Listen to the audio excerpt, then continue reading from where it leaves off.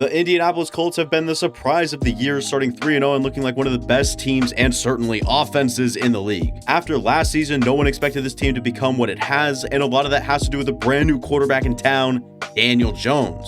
The Colts signed Mr. Jones to a one-year deal worth $14 million and $13,150,000 guaranteed. I guess now is as good a time as ever to jump into Daniel Jones' role on this team and his unbelievable start to the season. After winning the starting job over Anthony Richardson, Daniel Jones has not looked back and is playing like one of the best quarterbacks in the entire NFL. Things seem to be slowing down for him. I think he's more confident, and I think the coaching staff has been a tremendous teammate to old Danny the Dime Dealer. I'm coining that nickname for him. After 3 games now, I think it's really fair to start taking the numbers more seriously, and I'm not scared to overreact to what I'm seeing on the tape either. Danny is 3rd in the NFL in passing yards while maintaining a 71.6% completion percentage, but also has 3 touchdowns, 1 per game, and 0 interceptions. Those are all of the surface level stats, but diving deeper, Daniel Jones actually leads the NFL in EPA per dropback with plus 0.36 and also leads the NFL in yards per attempt at 9.3. After listing all those boring numbers, let's hop over to the tape, which I personally find more meaningful and entertaining.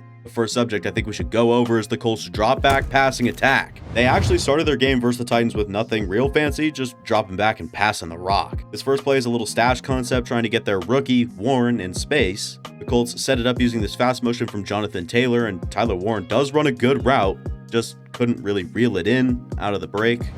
They didn't quit though. This is the second play of the game, and they went right back to Danny and dialed up this wave concept. The goal is to clear the right side of the field and get the high crossing route into that open space. As you let the play run, you can see the defenders latching onto Tyler Warren underneath, and that's what they wanted. Getting Pierce over top of them and into that void that was cleared out so well for him. Great way to rebound from the first play, sticking with the drop back pass and gaining a quick 16 yards early in the game.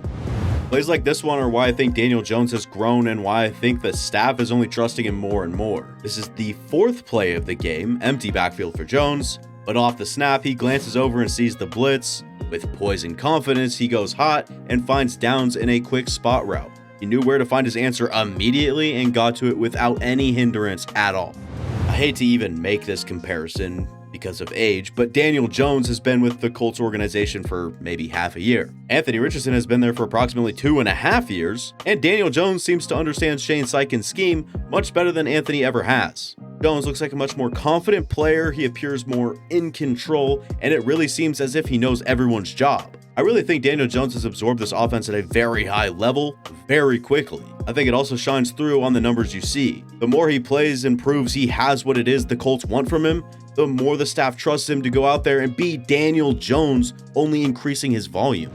But it's not just Daniel Jones season, it's also Jonathan Taylor season. JT has showed up in a big way through the first 3 weeks of the season, actually leading the NFL in attempts, in yards, and is tied for first in 10 or more yard runs. The Colts pass the ball at the 2nd lowest rate in the league, leaving a lot of room for the run game, which is basically just Jonathan Taylor, because DJ Giddens is the only other running back on the team that has more than 2 attempts with 13, which doesn't even compare to Jonathan Taylor's 60 carries. We're kind of forced to focus on Taylor when watching this run game, as he took all of the carries that we're going to get into as we break down some of the Colts' run scheme. In this game versus the Titans, the Colts' focus was very noticeably on the interior runs. There were plenty of one-back power, split zone, inside and mid zone, just a lot of running up the middle. And we'll get into all of the runs they ran versus the Titans. The Colts called one-back power, which is a run play, 5 times, the 6th play, the 8th play, the 19th, 32nd, and the 50th. The play wasn't real efficient though, scoring 2 touchdowns in goal line situations, but the others went for a gain of 1, a gain of 3, and no gain at all.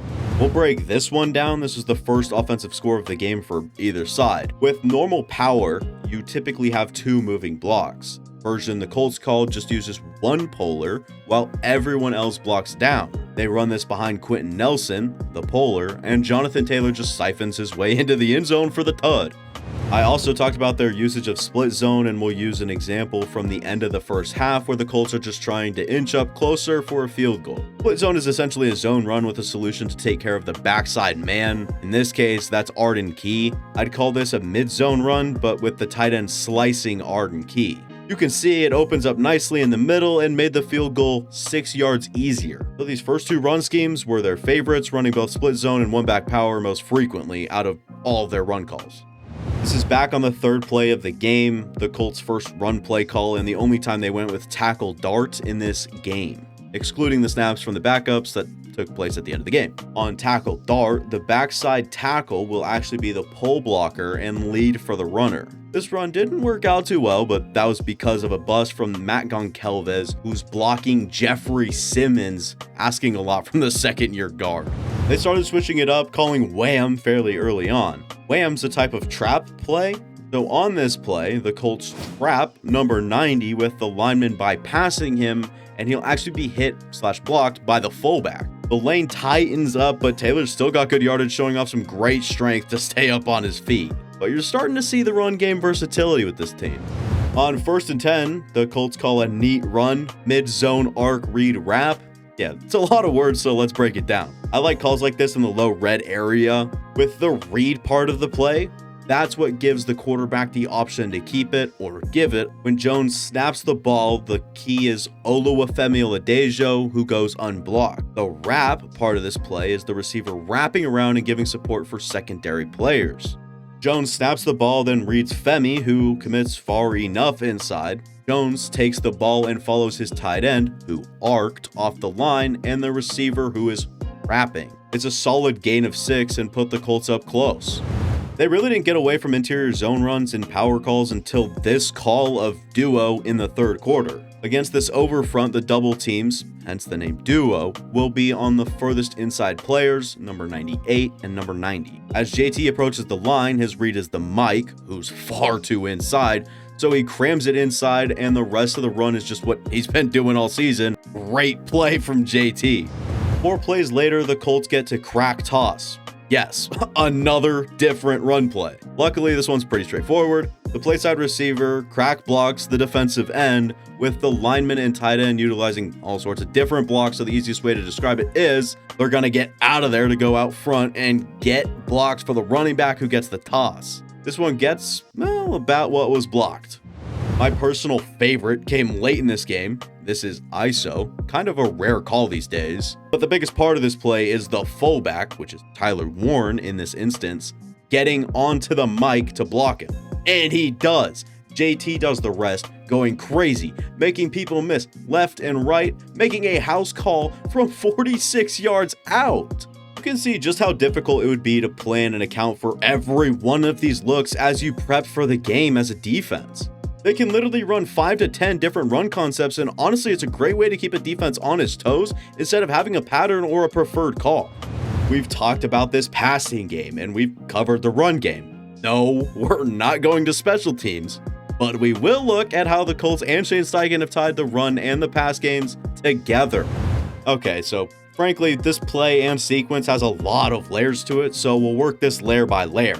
Daniel Jones initiates a motion and points at a defender like Pittman's supposed to block that defender. This is very common. If there's a defender in the box that receivers can't reach from a wider split and is unaccounted for by the offensive line or the guys up front, they'll get a motion to bring a receiver in. So this looks a lot like a run, from the motion to the condensed formations to the indicator from the receiver getting brought in. It's actually a keeper slide concept that gets the ball to Michael Pittman Jr. in the flat. Yeah, and as soon as the line starts that outside zone action, number 42 was fooled. Unfortunately, McCreary made a good play on the backside, recognizing the slide route and sticking to his assignment.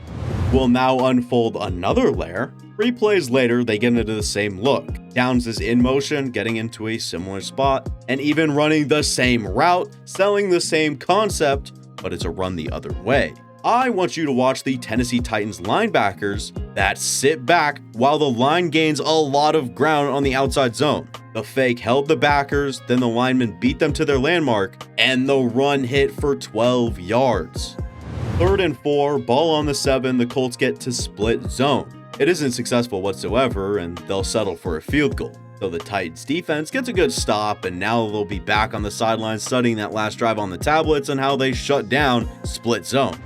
The Colts actually start the very next drive with a split zone action. They sure got the linebacker, and let's stop when the quarterback's on time, aka on that back foot. Okay, I'm not great at identifying coverages or anything, but this could be cover 8, which is half quarter coverage. So Jonathan Taylor's your flat control underneath, and now you have Alec Pierce breaking out on the half safety with the hips pointed inside. Great on-time throw from Daniel Jones, and what was called an incompletion on the field was eventually ruled a completion. We actually already broke this one down. It was the split zone run that got the Colts 6 yards closer to that field goal to close out the first half. But then they do the exact same thing as we just broke down and ran that inside dig bench concept off of no other than split zone action. Jones quickly saw the coverage and decided it was best to check it down and get whatever yards were available. So the last play you ran before the half was split zone. Then you run split zone action again to start the next half. They clearly want there to be a relationship between run and pass.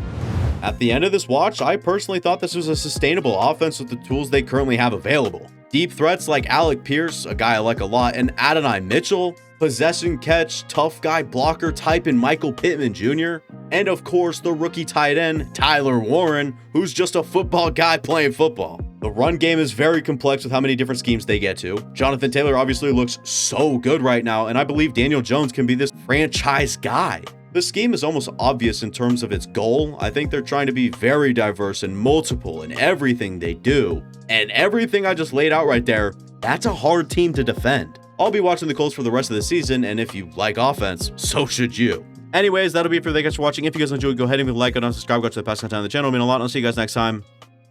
Deuces.